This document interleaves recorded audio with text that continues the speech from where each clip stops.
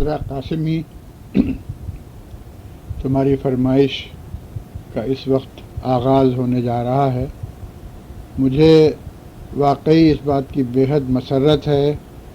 کہ میرے خاندان میں کم از کم ایک لڑکی تو ایسی ہے جس کو اپنے باپ دادا اور اپنے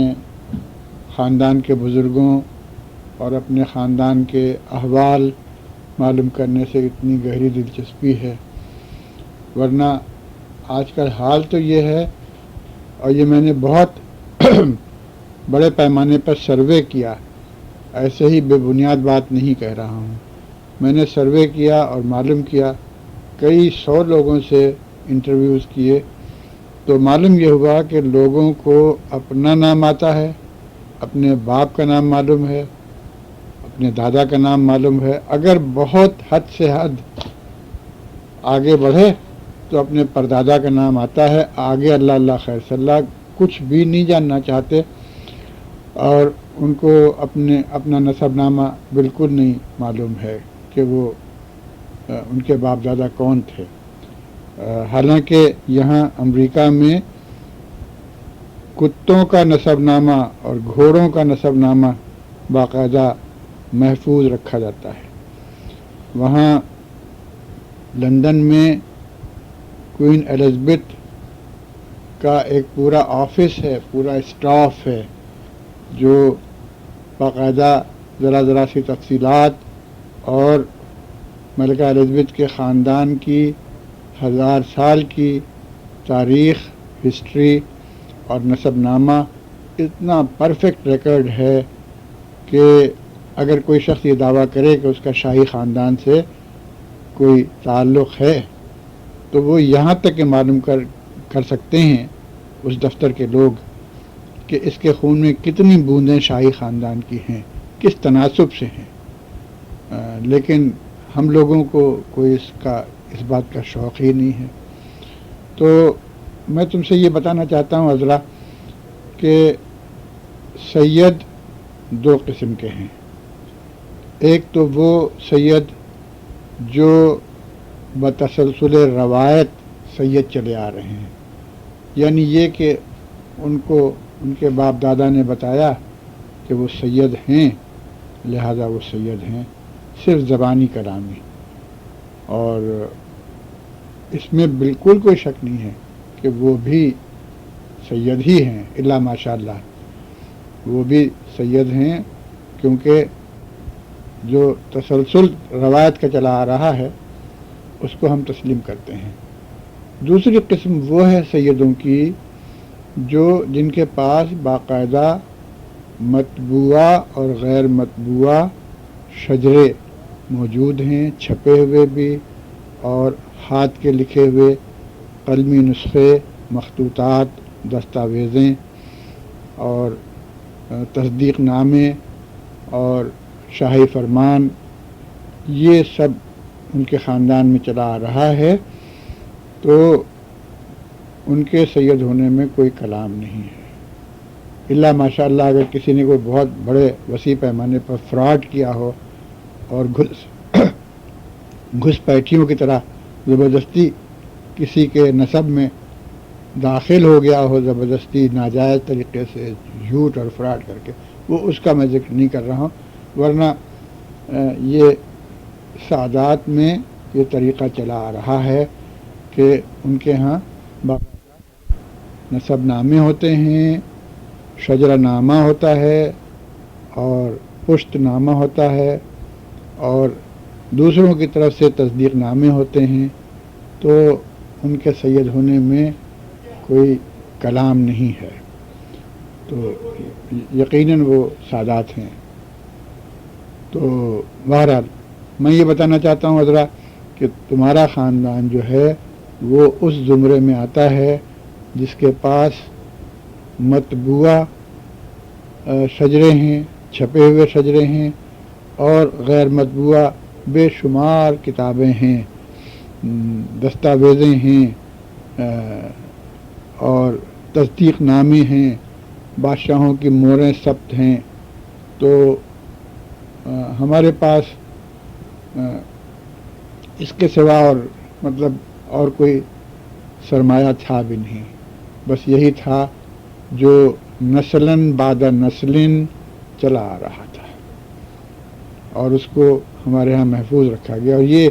اللہ تعالیٰ کا یہ ایک انعام ہے، یہ ہمارے خاندان کی خاص روایت ہے کہ ہر صدی میں ایک نصاب ہمارے خاندان میں اللہ تعالیٰ کی طرف سے اس کی مرضی سے اس کے اذن سے ہمارے خاندان میں کم از کم ایک صدی میں ایک یا اوسطاً 3 نصاب ہوتے ہیں. اس وقت میں اپنے اس خاندان کا خادم ہوں جس کو اپنے نسب نامے سے گہری دلچسپی ہے اور جس نے وہ سارا سرمایہ سمیٹ کے رکھا ہے. تو سب سے پہلے آج اگر میری اس گفتگو کو ابواب میں تقسیم کرنا چاہو تو میری گفتگو کا یہ پہلا چیپٹر ہے، پہلا باب ہے، جس میں تمہیں بتانا چاہتا ہوں عذرا قاسمی کہ تم کون ہو، تمہارا نسب نامہ کیا ہے. تو لو سنو. جیسا کہ تم کو معلوم ہے کہ تمہارا نام ہے عذرا قاسمی اور تمہارے والد کا نام تھا سید عتیق احمد اور تمہارے دادا کا نام تھا سید صدیق احمد اور تمہارے پردادا کا نام تھا سید الطاف حسین اور سید الطاف حسین کے والد کا نام تھا سید اکبر علی اور سید اکبر علی کے والد کا نام تھا سید محمد بخش اور ان کے والد کا نام تھا سید حیدر شاہ رحمۃ اللہ علیہ والی ریاست 8 سجادہ نشین اور ان کے والد تھے سید عبدالنبی اور ان کے والد تھے سید معروف شاہ اور ان کے والد تھے سید داؤد شاہ اور ان کے والد تھے سید شاہ محمد اور پھر ان کے والد تھے حضرت شاہ مصطفیٰ رحمۃ اللہ علیہ اور ان کے والد تھے حضرت سلطان شاہ رحمۃ اللہ علیہ. حضرت سلطان شاہ رحمۃ اللہ علیہ ہمارے خاندان کے بہت عظیم الشان، عظیم المرتبہ، جلیل القدر ولی گزرے ہیں اور ان کا تذکرہ کئی مطبوعہ کتابوں میں ہے. شاہ عبدالحق محدث دہلوی نے ان کا ذکر کیا ہے اخبار الاخیار میں اور تذکرۃ الاصفیاء میں اور خزینۃ الاصفیاء میں ان کا ذکر آتا ہے اور ان کے بارے میں ایک کتاب جو چھپی ہوئی نہیں ہے میرے پاس ہے، منقبت سلطانی، اس میں ان کی سوانح عمری اور ان کے حالات ہیں. اور اس کے علاوہ ایک اور کتاب خیر آباد کے ایک کرمانی صاحب گزرے ہیں، انہوں نے ایک کتاب حضرت سلطان شاہ کے بارے میں فارسی سے ترجمہ کی. بہرحال حضرت سلطان شاہ صاحب کے والد کا نام تھا سید فضل اللہ آملی. یہ آمل صوبہ مازندران ایران سے ہندوستان آئے تھے اور ان کے والد تھے سید عبداللہ عرف سید بڑے اور ان کے والد تھے سید ملک اور ان کے والد تھے سید مجاہد الدین، ان کے والد تھے سید کمال الدین اور ان کے والد تھے سید علاء الدین اور ان کے والد تھے سید مرتضیٰ آملی. یہ مرتضیٰ آملی ہمارے خاندان کے ایسے بزرگ تھے جو آمل مازندران ایران میں رہا کرتے تھے اور ان کو رسول خدا نبی کریم صلی اللہ علیہ وآلہ وسلم نے خواب میں آ کے کہا تھا کہ مرتضیٰ اب تمہارے لیے عافیت اسی میں ہے کہ تم اپنے گھوڑے کی پیٹھ پہ بیٹھ کے اس کو اس کے حال پر چھوڑ دو اور وہ گھوڑا قطع منازل کرتا ہوا جہاں پہنچے ایسی جگہ پر کہ اس کی ٹھوکر سے پانی نکل آئے زمین سے، بس تم وہیں توطن اختیار کرنا اور تم سوئے ہندوستان جاؤ. تو مرتضیٰ آملی نے خواب دیکھا اور اپنی بیوی کو گھوڑے کی پیٹھ پہ بٹھایا اور روانہ ہو گئے. تو پورا ایران عبور کیا اور افغانستان اور پھر پنجاب، اور پنجاب سے گزر کے پھر وہ یو پی، اور یو پی سے پھر وہ بہار میں داخل ہوئے. اور وہاں پٹنے کے پاس ایک قصبہ ہے اساڑھی، وہاں یہ ہمارے خاندان میں روایت ہے، اور اس روایت کا ہم پورا احترام کرتے ہیں، کرنا چاہیے، کہ وہاں ان کے گھوڑے کی ٹاپ سے پانی نکلا تھا اور وہیں انہوں نے تبتن اختیار کیا. میں اساڑھی جا چکا ہوں اور میں نے سلطان شاہ کا مزار وہاں دیکھا ہے. تو میں ذکر کر رہا ہوں مرتضیٰ آملی کا، جو پہلے اساڑھی آئے اور وہاں انہوں نے تبتن اختیار کیا. اس کے بعد پھر ایسا بھی ہوا ہے عذرا کہ لوگ جو ہیں وہ ہمارے خاندان کے 3-4 پشتوں کے بعد پھر ایران چلے گئے. نہ جانے کیوں ان کو اپنا وطن بہت یاد آیا اور پھر وہاں سیٹل نہیں ہو پائے، کہ اب جو وہاں گئے تو بالکل ہندوستانی بن چکے تھے. تو پتہ نہیں، شاید ان کے خاندان کے لوگوں نے ان کو قبول نہیں کیا یا کیا حالات ہوئے ہوں گے. تو پھر سید فضل اللہ آملی، جن کا ابھی ذکر تھوڑی دیر پہلے کر چکا ہوں، یہ اپنے والد سید عبداللہ اور بڑے سید کو اپنے ساتھ لے کے واپس آئے اور پھر سمجھ لو کہ اساڑھی میں دوبارہ سیٹل ہوئے. تو میں بات کر رہا تھا، پہنچ گیا تھا، یعنی عذرا قاسمی سے شروع کر کے میں سمجھ لو کہ کوئی 20 پشتوں تک پہنچ چکا. سید مرتضیٰ آملی تک میں پہنچ گیا ہوں. سید مرتضیٰ آملی کے والد کا نام تھا سید محمد، سید محمد کے والد کا نام تھا سید ابو طالب، اور ان کے والد کا نام تھا سید علی،